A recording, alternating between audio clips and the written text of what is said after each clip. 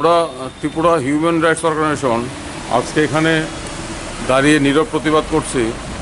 Father স্ট্যান স্বামী একজন জেসুইট যাজক, তাকে যেভাবে বিচারাধীন অবস্থায় বিনা চিকিৎসায় তাকে খুন করা হলো, এর প্রতিবাদে আমরা মনে করি ফাদার স্ট্যান স্বামীর মৃত্যু একটি রাষ্ট্রীয় সন্ত্রাস, রাষ্ট্রীয় হত্যা।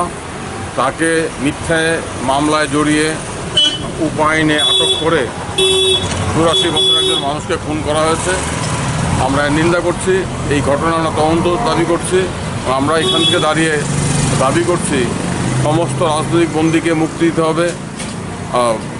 বেআইনি কার্যকলাপ প্রতিরোধ আইন, আনলফুল অ্যাক্টিভিটিস প্রিভেনশন অ্যাক্ট, যেটা একটি কালো কানুন, এটা বাতিল করতে হবে। ভীম কোরেগাঁও মামলা, মিথ্যা ষড়যন্ত্রমূলক মামলা প্রত্যাহার করতে হবে। আমরা লক্ষ্য করছি সারা দেশে এই কেন্দ্রীয় সরকার এবং রাজ্য সরকারগুলো মানুষের গণতান্ত্রিক প্রতিবাদকে দমন করার জন্য বিভিন্ন কালা কানুনের সাহায্য নিচ্ছেন।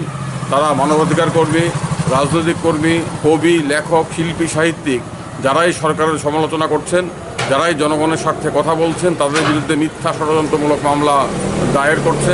তাদেরকে কালা কানুনে গ্রেপ্তার করে মাসের পর মাস জেলে আটক রাখছেন।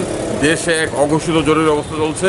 ফাদার স্ট্যান স্বামী 84 বছরের মানুষ, যিনি সারা জীবন আদিবাসীদের জন্য লড়াই সংগ্রাম করেছেন, শান্তি, সমানাধিকার, সামাজিক ন্যায়ের জন্য লড়াই সংগ্রাম করেছেন, তাকে রাষ্ট্রীয় মদতে বিনা বেচের আটক রেখে জেলে বিনা চিকিৎসায় রেখে তাকে মৃত্যুবরণ করতে বাধ্য করা হয়েছে। আমরা এই ঘটনা ধিক্কার জানাই।